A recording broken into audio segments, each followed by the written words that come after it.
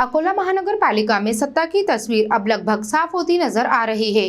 BJP के नेतृत्व में 44 नगर सेवकों की शहर सुधार आघाड़ी गठित होने के बाद राजनीतिक समीकरण बदल गए हैं।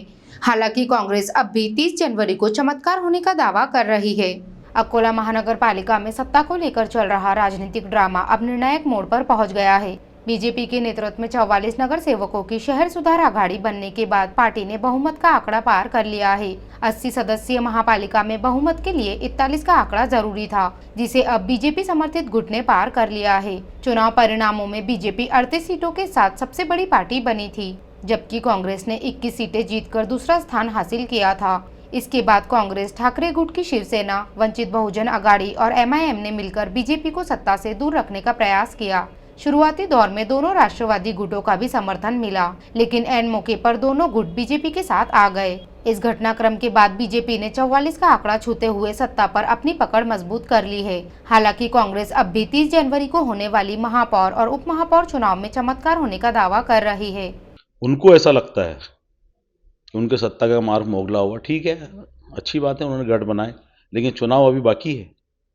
ऐसे तो कई गठ बनते, लोग पार्टी में चुन के आने के बाद में पार्टी का व्हीप नकारते हैं। ये तो सिर्फ एक गठ है। अब देखना है कि इनके गठ की, इनके आदेश के ऊपर कितने हाथ उठते और कितने नहीं उठते।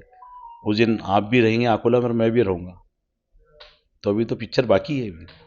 बिल्कुल 100% सत्ता हम बनाएंगे, महाविकास आघाड़ी की सत्ता बनेगी। बीजेपी के नेतृत्व में 44 नगर सेवकों की शहर सुधार आघाड़ी गठित होने के बाद राजनीतिक समीकरण बदल गए हैं। हालांकि कांग्रेस अब भी 30 जनवरी को चमत्कार होने का दावा कर रही है, जबकि ठाकरे गुट की शिवसेना ने विपक्ष में बैठने की तैयारी का संकेत दिया है। सगळे लोक जर म्हणतात की आम्हाला कामं करायची आहेत म्हणून आम्ही तिकडे चाललो, तर आज ह्या महाराष्ट्रात, या देशात विरोधी पक्ष राहिलाच नसता। आज मी उद्धव साहेबाचा आमदार आहे, मला जनतेने उद्धव साहेबाचा आमदार म्हणून निवडून दिलं। उद्या जर मी म्हणेल की का मी तिकडे चाललो, कामं करायचे आहेत, हा मताचा प्रश्न नाही। विरोधात राहून विरोधी सदस्य हा म्हणजे जनतेचा आवाज असते। जनतेचे जे प्रश्न असतात हे विरोधी सदस्य मांडत असतात। विरोधकाचा आवाज म्हणजे हा जनतेचा आवाज आहे।